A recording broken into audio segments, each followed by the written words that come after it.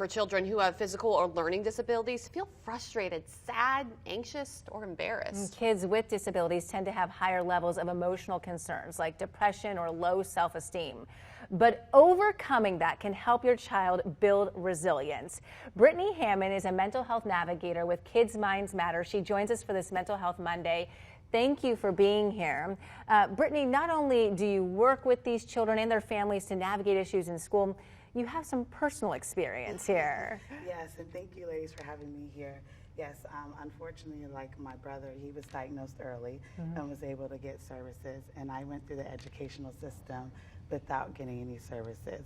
And so I was diagnosed in college with my ADHD and my learning disability, and so it kind of gave me that aha to everything that was happening to me through my basic educational learning, to where I was like, okay, now I understand why I was struggling in these areas. Now I understand now where I can go forward and get the services I need to help me do better academically. Yeah. And so what are the signs that children may be struggling emotionally? Yeah, some of the signs are we act out, in a classroom setting or an environmental setting.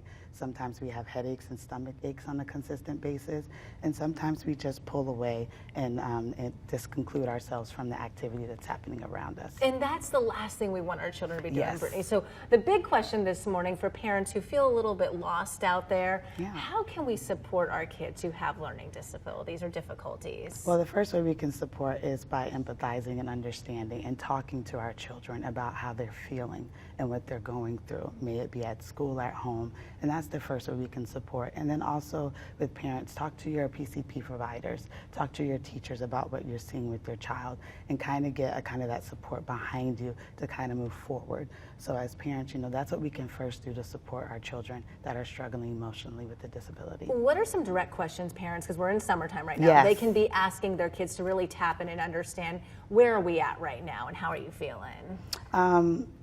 That's a great question. It's tough. Yes, absolutely. During the summertime, we Just like kind of saying like, I notice, is that the best way to Yes, really like, yes. what's the phrasing? Because I think that may seem basic to you, but sometimes we're at a loss for words. Yes, yes, it is. I've noticed that you're crying and kicking and screaming, when you're going through this. What's going on?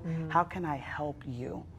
And get on their level, give them eye contact, try to be soft and not be going in, aggressively.